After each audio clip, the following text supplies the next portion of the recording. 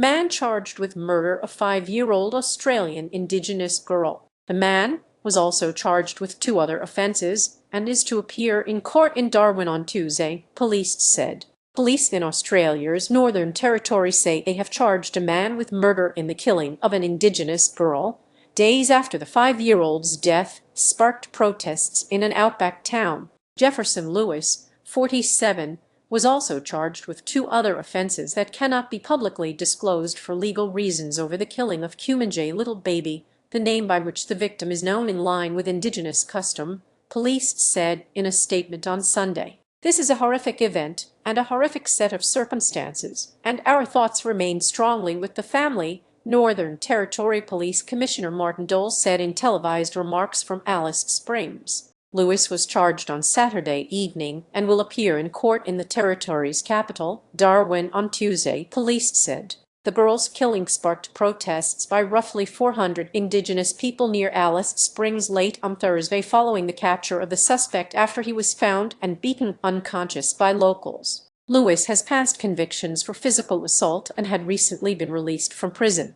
An angry crowd clashed with police as Lewis was treated in hospital after his arrest. The protesters demanded officers hand over the suspect so they could punish him themselves. Police used tear gas to disperse the protesters, and several people were arrested over what authorities described as a riot, the Sydney Morning Herald reported. The girl disappeared from an Indigenous community camp, sparking a vast, days-long search on foot, horseback, and by helicopter of the surrounding dense bushland. The victim's body was found on Thursday. Advertisement: this is the tragic outcome we were all desperately hoping against. No words can measure up to the immensity of the grief her family is going through, Australian Prime Minister Anthony Albanese said.